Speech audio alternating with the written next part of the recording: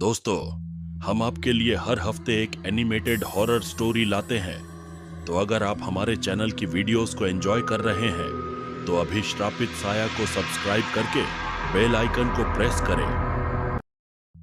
आपने कई horror story सुनी होंगी, लेकिन इस हॉरर लेजेंड को सुनकर शायद आप फिर कभी कोई डॉल नहीं खरीदेंगे। ये कहानी दुनिया के सबसे पॉपुलर हॉरर लेजेंड्स में से एक एनाबेल डॉल की सच्ची कहानी पर बेस्ड है। एनाबेल की कहानी शुरू हुई 1970 में, जब नर्स की पढ़ाई कर रही डोना को उसकी माँ ने एक एंटीक डॉल गिफ्ट करी।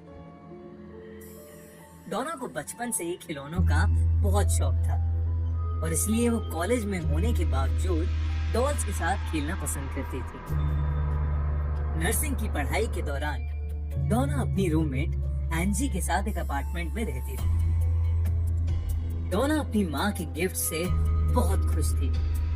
वो कॉलेज से वापस आकर उसी डॉल से बहुत सारी बातें करती और अपने साथ ही बेड पर उसे सुला भी देती। कुछ दिनों बाद एक बार जब वो कॉलेज से वापस आई तो डोना ने देखा कि उसकी डॉल बाहर सोफे पर पड़ी है, लेकिन जहाँ तक उसे याद था वो डॉल को अपने बेडरूम में अपने बेड पर ही छोड़कर गई थी। जब डोना ने ये बात एंजी को बताई तो एंजी ने कहा कि उसने भी ये नोटिस किया है कि ये डॉल अपने आप एक जगह से दूसरी जगह आ जाती है। उस दिन के बाद से वो दोनों गौर से उस डॉल के मूवमेंट्स पर ध्यान देने लगे। जब भी वो दोनों घर आते, डॉल की पोजीशन बदली होती थी।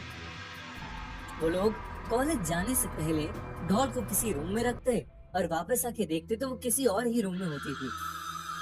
धीरे धीरे ये चीजें बढ़ती गईं और कुछ दिनों बाद ये घटनाएं और भी डरावनी होने लगी। एक रात डोना डॉल को अपने रूम की चेयर पर रखकर अपने बेड पर सोने आ गई। देर रात उसे कुछ खिटपिट सी सुनाई दी, जिससे उसकी नींद टूट गई। जब उसने हल्की सी आंख खोली तो उसे ऐसा लगा जैसे उस डॉल ने अपनी गर्दन घुमाई।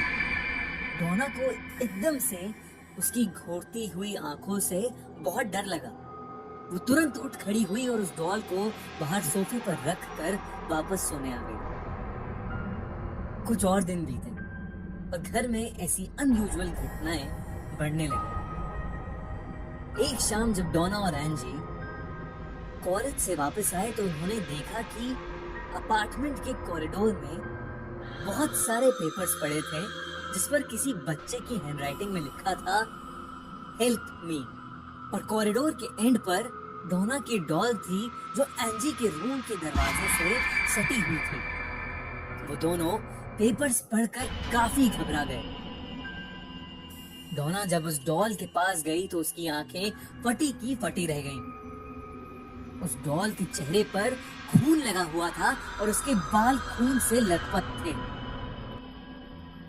इस घटना के तुरंत बाद ही उन्होंने चर्च के एक प्रीस्ट को बुला लिया, जिसने बताया कि वो डॉल पोजेस्ड है, यानी उस डॉल के अंदर एक आत्मा है। जब उस प्रीस्ट ने उस आत्मा से बात करी तो उस आत्मा ने बताया कि वो एक 7 साल की बच्ची है जिसका नाम है एनाबेल हिगिंस, और उसकी मौत डोना और एंजी के अपार्टमेंट के नीचे एक रोड एक्सीडेंट में हुई थी। एनाबेल ने ये भी बताया कि वो डोना और एंजी के साथ सेफ फील करती है और वो उनके पास ही रहना चाहती है।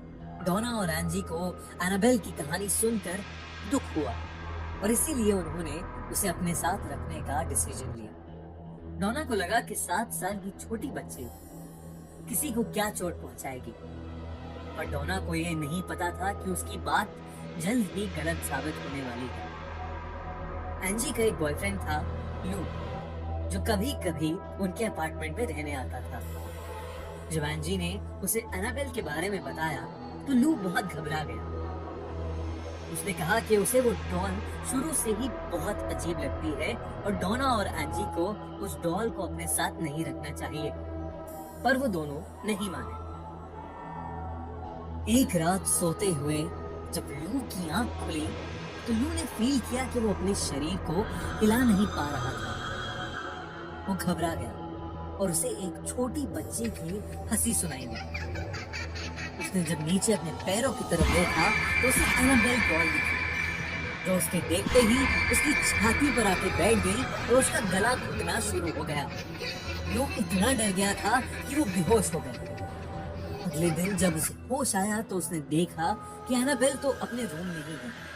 उसे समझ नहीं आ रहा था कि रात को जो उसने एक्सपीरियंस किया वो एक भयानक सपना था या असलियत में ऐसा कुछ हुआ था। लू और एंजी अपार्टमेंट में अकेले थे। अचानक डोना के कमरे से उन्हें किसी चीज के बहुत जोर से गिरने की आवाज आई। उन्हें लगा कि उस अपार्टमेंट में शायद कोई चोर घुस आया है। लू जल्दी से डोना के रूम में गया, लेकिन वो रूम तो एकदम खाली था। वहां बस एनाबेल डॉल थी जो फर्श पर पड़ी थी। लू को एक छोटी लड़की की हंसी सुनाई दी।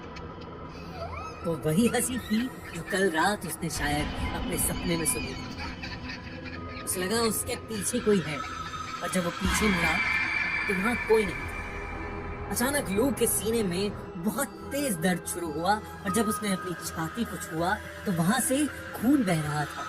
इतने में एंजी वहां आ गई और उसने देखा कि लू की बॉडी पर किसी के आड़े टेढ़े नोचने के निशान हैं। इस हादसे के बाद डोना और एंजी को लगा कि चीजें बहुत बिगड़ रही हैं और इसीलिए उन्होंने मशहूर पैरानॉर्मल इन्वेस्टिगेटर्स लॉरेन और एड वॉरेन की मदद ली। इन्वेस्टिगेशन के दौरान उन्हें पता चला कि उस डॉल के अंदर कोई 7 साल की बच्ची की आत्मा नहीं, बल्कि एक शैतान है जो बच्ची होने का नाटक कर रहा था। और उसका मकसद प्यार पाना नहीं, बल्कि डोना के शरीर पर कब्जा करना था। वॉरेन्स ने उस घर का एग्जॉर्सिज्म किया और डोना और एंजी से वो ढोल लेकर वहां से चले गए। उस दिन के बाद से डोना, एंजी और लू के साथ कभी ऐसा कोई हादसा नहीं घटा। हमारे चैनल श्रापित साया को अभी सब्सक्राइब करें, क्योंकि हम हर हफ्ते ऐसे एनिमेटेड हॉरर स्टोरी लाते रहते हैं।